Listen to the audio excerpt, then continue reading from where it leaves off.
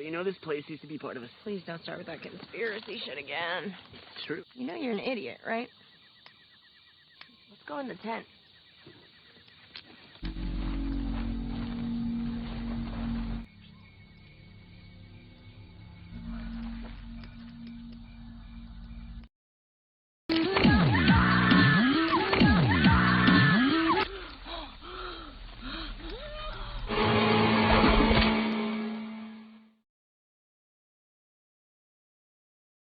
Berlatar di sebuah danau yang terletak di tengah hutan, yang konon katanya danau tersebut dijadikan tempat pembuangan para pasien yang mengalami gangguan jiwa akibat dari kegagalan hasil uji coba obat yang dilakukan oleh perusahaan farmasi di kota itu. Pasien-pasien tersebut ditenggelamkan hidup-hidup ke dasar danau untuk menghilangkan barang bukti dari kejahatan perusahaan tersebut. Tak jauh dari danau itu terdapat sebuah kabin yang ditempati oleh seorang pria tua yang bernama Bah Jajang. Ini orangnya. Bah Jajang terlihat tampak begitu sedih yang rupanya beliau bermaksud akan menghabisi anak kandungnya sendiri yang mengalami gangguan mental serta ditandai dengan kurangnya empati dan kontrol perilaku yang buruk serta cenderung melakukan kekerasan atau bisa kita sebut dengan psikopat. Namun sebelum itu terjadi, tanpa Bah Jajang sadari anaknya sudah lepas dari ikatan, dan tiba-tiba Bah Jajang pun tewas oleh anaknya sendiri dengan cara menggorok lehernya Bah Jajang menggunakan kawat-kawat berduri. Beberapa bulan kemudian kita akan diperlihatkan dengan beberapa orang remaja yang sedang berkemas untuk pergi liburan ke sebuah kabin di tengah hutan. Dan mereka adalah Mark, Johnny, Julia, Kim, dan Cory. Selain mereka, Mark juga mengajak teman lainnya yang bernama Tim, Megan, dan Christine untuk ikut pergi liburan bersama mereka di kabin. Setelah persiapan selesai, mereka pun segera berangkat menuju ke lokasi. Sesampainya di sana, mereka pun menurunkan barang-barang lalu bergegas menuju ke kabin. Dan di tempat itu, Cory pun berkenalan dengan Christine yang sepertinya mereka saling tertarik satu sama lain. Saat hendak masuk ke dalam kabin, tiba-tiba datang seorang pria yang bernama Cyrus. Cyrus mengatakan kepada mereka bahwa dia merupakan penjaga kabin tersebut semenjak pemilik kabin itu meninggal dunia. Cyrus pun membukakan pintu kabin lalu pergi dari sana. Singkat cerita, mereka pun mulai berpesta minum minuman keras dan juga memainkan permainan air. Namun ketika sedang asik berpesta, Johnny tidak sengaja menginjak kawat berduri sehingga membuat kakinya terluka. Mereka semua pun menghampiri Johnny dan segera mengobati kakinya lalu membawanya ke dalam kabin. Sedangkan di tempat lain diperlihatkan dengan dua orang wanita yang sedang terjebak di dalam hutan dikarenakan mobilnya mogok. Lalu salah satu dari mereka pun keluar dari mobil dan mencoba untuk mencari bantuan.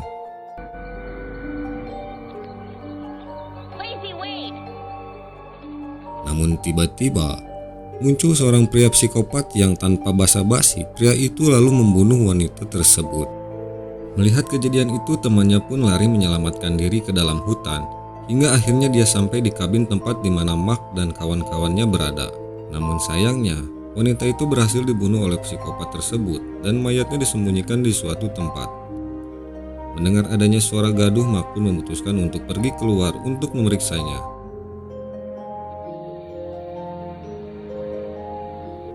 Takut terjadi apa-apa pada Mark, Cory pun pergi menyusulnya. Namun Cory malah tersesat dan malah masuk ke sebuah gudang di dalam hutan. Di sana Cory menemukan sebuah berkas dan motor ngaliwat si anjing. Di sana Cory menemukan sebuah berkas dan beberapa boneka yang tersimpan di dalam lemari. Dia pun merasa heran kenapa terdapat banyak boneka di dalam gudang tersebut. Namun tiba-tiba Cory dikagetkan dengan Mark yang sudah ada di belakangnya. Lalu mereka pun memutuskan untuk kembali ke dalam kabin. Mark pun menjelaskan kepada semuanya bahwa tidak ada apa-apa di luar kabin. Dan karena sudah larut malam, akhirnya mereka memutuskan untuk istirahat di kamarnya masing-masing. Sementara itu, Megan yang mengetahui bahwa Christine menyukai Cory, dia pun menyuruh Christine untuk pergi menemui Cory di kamarnya.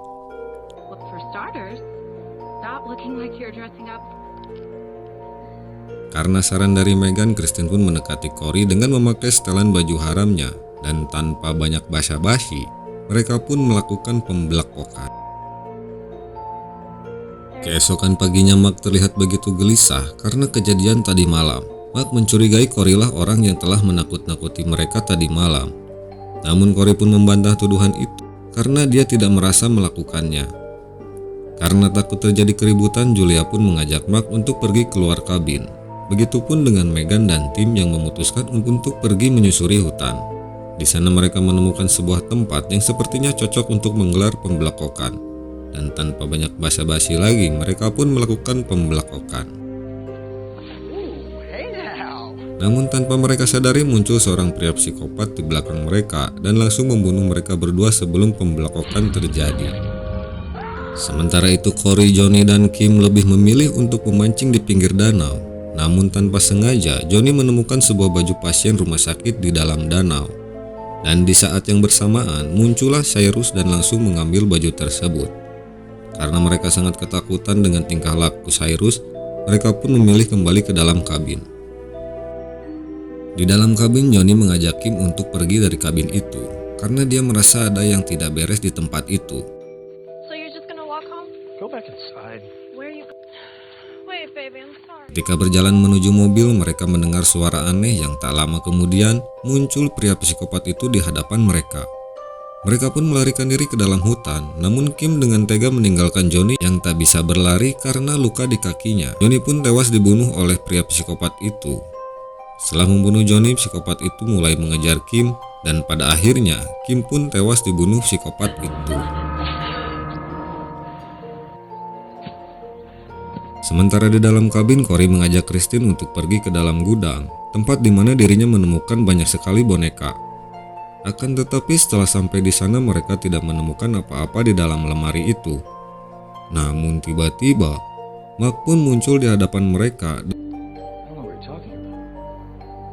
Dan tanpa diduga, Mark memukul Cory yang langsung membuatnya pingsan. Kemudian Mark mengikat mereka semua di dalam kabin. Dan ternyata Mark merupakan keponakan dari Mbah Jajang dan saudara dari pria psikopat itu. Tak lama kemudian Mark pun pergi keluar kabin untuk mencari saudaranya itu. Melihat adanya kesempatan, Cory bersama yang lain mencoba untuk melepaskan ikatannya. Setelah berhasil lepas, Julia pergi ke kamarnya untuk mengambil kunci mobilnya. Namun di waktu yang bersamaan muncul pria psikopat itu dan langsung mencekik Cory. Melihat Cory dalam bahaya, Julia mencoba untuk menyerang pria itu. Namun hal tersebut berhasil dihalangi oleh Mark. Dan Julia pun tewas dihabisi oleh Mark. Sementara Cory yang berhasil lepas dari cengkraman psikopat itu, dia pun harus tewas dengan cara mengenaskan. Setelah membunuh Cory, tak disangka pria psikopat itu membunuh Mark walaupun dia saudaranya. Melihat adanya kesempatan, Christine pun berhasil melarikan diri keluar kabin.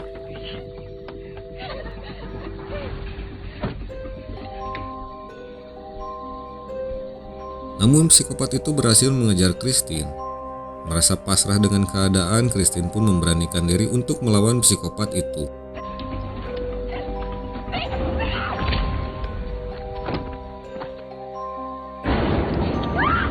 Namun tak lama kemudian Cyrus pun muncul dan berhasil membunuh psikopat itu. Cyrus membawa Christine ke dalam mobil dan segera pergi dari sana. Namun bukannya menyelamatkan si Christine, Cyrus malah membawanya ke dalam hutan, lalu membelkoknya sampai cerat-cerat. Dan film pun tamat. Oke, segitu dulu rangkuman film kita kali ini. Terima kasih bagi kalian yang sudah menonton sampai akhir. Dan jangan lupa untuk dukung channel ini dengan cara like, komen, dan subscribe. Serta nyalakan tombol loncengnya. Semoga kalian terhibur. Saya Mang Joy pamit, sampai jumpa di video selanjutnya. Hatur nuhun.